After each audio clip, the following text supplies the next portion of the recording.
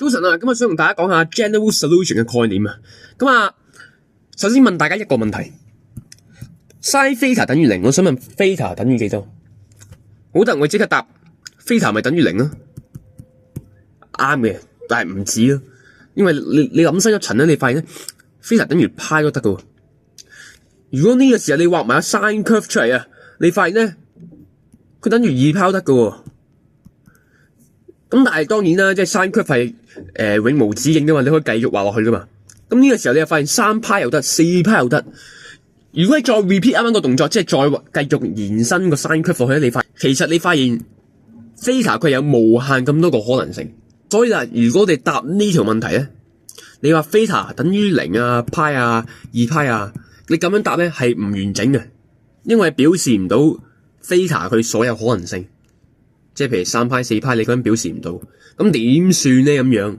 咁所以啦，如果我哋寫到個 solution， 即係譬如 theta 等於9抽嘢，嗰抽嘢係包含晒 theta 佢所有可能性，咁呢個 solution 我哋就係叫做 general solution，OK 嘛？咁今日咧我哋就會研究呢三款 equation 嘅 general solution，OK？咁我哋會同大家一齊derive 一次嘅，咁但係咧。咁大家 derive 之前咧，我哋一定要係搞清楚呢兩嚿嘢佢嘅 general solution。搞得明呢個咧，你哋自己都會識推呢3個啦，就係咁樣。首先我哋研究下 sin theta 等於0嘅 general solution 先。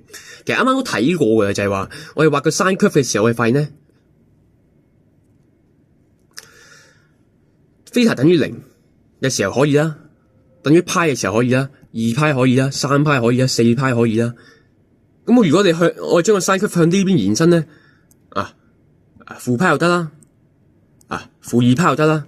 咁你發現咧，咁於是咧，其實我哋發現咗一個規律嘅，其實就係話 theta 佢其實等於 n 派，而 n 係咩咧？就係任何嘅整數。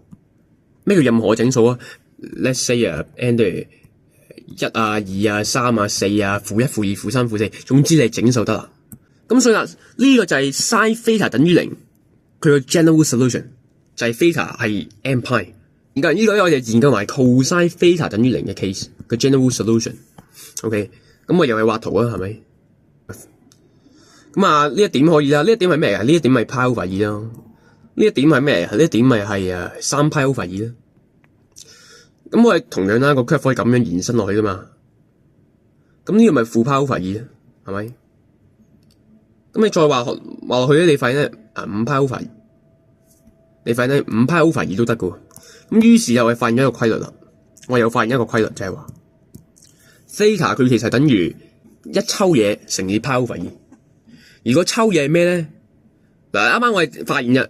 pi over 2 OK，3 pi over 2 OK，5 pi over 2 OK。喂，其實負 pi over 2 OK。喂，其實呢度係呢隻係咩嚟㗎？呢隻單數啊，呢度有個1字喺度嘛？呢啲咪基單數啊？而單數係點樣表示嘅？單數嘅表示方式其實就係 2n 加1。咁所以啦 ，cosine theta 等於0，佢嘅 general solution 就係呢個，就係呢抽。which n 係都係任意整數啊，就係咁樣啦。咁所以我哋明白呢兩嚿嘢嘅時候咧，我哋就可以研究翻啱啱嗰3種 equation 嘅 general solution 啦。咁先研究第一種，即係 sin theta 等於 sin alpha。which alpha 我哋限制佢係喺負 pi over 2同 pi over 2之間嘅。咁就點解咧？其實你唔限制佢都得嘅，即係。若然冇咗呢嚿嘢，冇咗呢個restriction， 我哋一陣間嘅結論咧都係成立嘅。只不過咧有咗呢個限制咧，就會令到我哋方便啲寫嘢整齊啲。OK， 咁我點樣做咧？好簡單，我哋調位，將個 sin alpha 搬嚟左手邊，跟住喺呢度，我哋咪可以用嗰啲咩sum to product 嗰啲公式咯，係咪？喂，咁你一用完之後咧，就變咗咁嘅樣啦。點解要咁變咧？點解要用 sum to product 咧？因為一用咗呢個 sum to product 嘅公式咧，我就將呢條式變成咁嘅樣，變成咁嘅樣有咩好處啊？就係可以用翻啱啱呢個結論咯。咁樣我咪 derive 到呢種 equation 嘅 general solution 個邏輯理念就係咁樣啦。咁所以啦，跟住又好簡單啦，係咪？一係就佢等於零，一係就佢等於零，係咪？咁跟住咪用翻呢個結論咯，用翻我哋啱啱 derive 到嘅結論咯。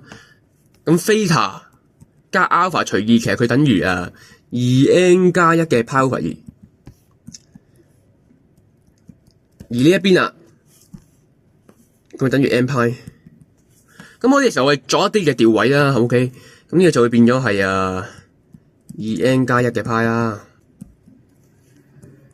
OK。咁我再搞埋呢邊啦，搞埋 sin 呢個 case 啦。咁我哋稍作調位，我哋發現咧，theta 其實等於2n pi 加 alpha。咁我去到呢個位咧，其實未做完嘅，因為你可以將呢兩式 combine 埋一齊嘅。點樣 combine 咧？就考你觀察力，考你觀察力。嗱呢度我哋先留意呢嚿嘢先。其實我係可以咁樣睇嘢喎。負一嘅唔知咩次方乘以 alpha， 其實佢係咁究竟係幾多次方咧？嗱，我想問大家，負一嘅幾多次方係負數啊？咪就係單數次方係負數啊？咁咩叫單數次方啊？其實咪就係2n加1咯，2n加1咯。咁同樣喺呢度嗱，其實佢呢度呢邊其實佢係乘以負一嘅唔知咩次方 alpha。我想問啦，負一係幾多次方嘅時候會等於正一啊？咪就係雙數次方啊？咩叫雙數次方啊？其實咪就係2n。咁所以我可以將佢咁樣 combine，theta 其實等於 m pi 再加負一嘅 m 次方 alpha， 就咁樣咯。which m 咧係任意嘅整數，咁 m 係單數嘅時候啊，theta 咪變咗 m pi 減 alpha 咯。m 係雙數嘅時候，咪變咗 m pi 加 alpha 咯，就咁樣，就係咁 combine 出嚟。咁所以啦，呢一種嘅 equation 咧，佢嘅 general solution 就係呢一抽啊，就係咁嘅樣，可以嘛？下條片就要 derive 埋剩餘嗰兩種 trigonometric equation 嘅 general solution。OK， 咁然之後我哋就會有啲例題一齊做㗎嘛，等大家熟習下 general solution 呢個概念。